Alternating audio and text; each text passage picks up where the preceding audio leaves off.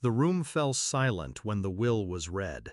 The house, the cars, the $2 million, all of it mine.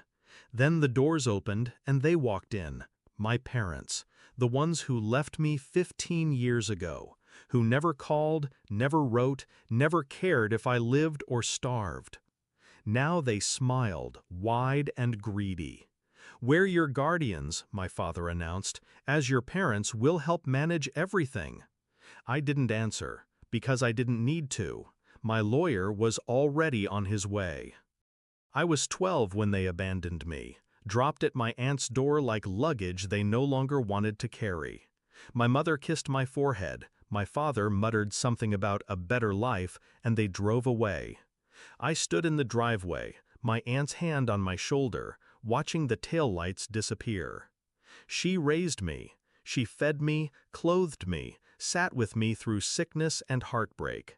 She never let me forget one truth: blood means nothing without loyalty.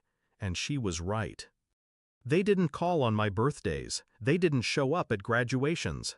But the moment they smelled money, they returned. They thought I'd forgotten, that the years had softened me into forgiveness. They thought wealth would blind me to history. But betrayal has a long memory. I didn't rage when they arrived at the will reading. I didn't demand they leave. I just let them talk. They spun stories about reconciliation, about being a family again.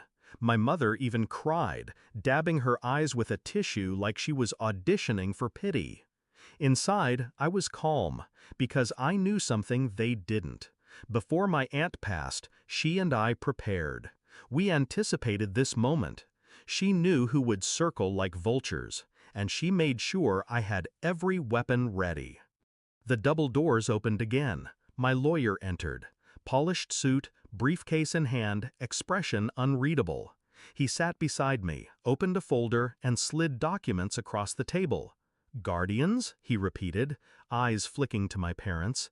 "Interesting choice of words, considering your parental rights were legally terminated 15 years ago."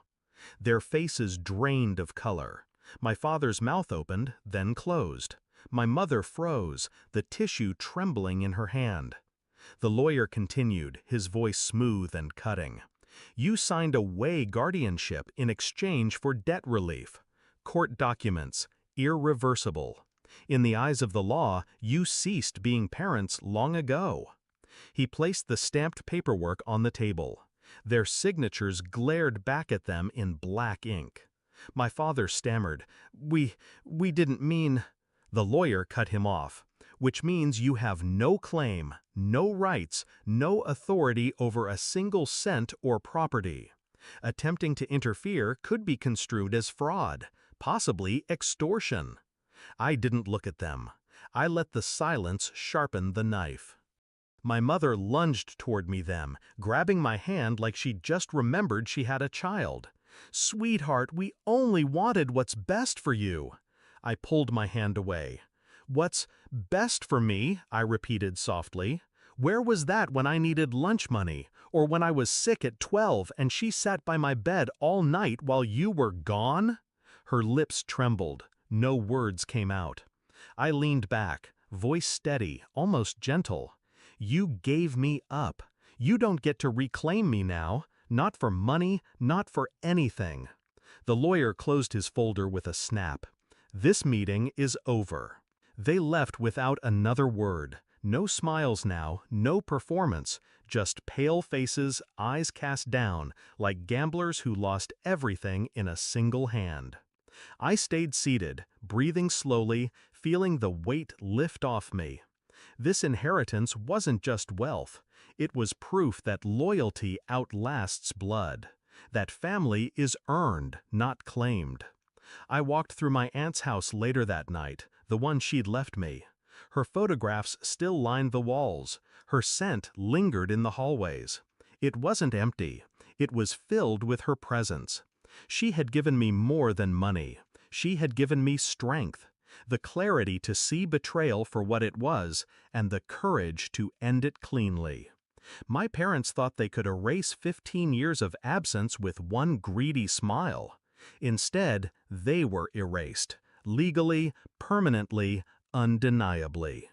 I didn't just inherit her fortune, I inherited her wisdom.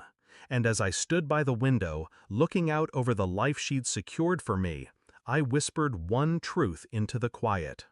They abandoned me once. This time, I abandoned them forever.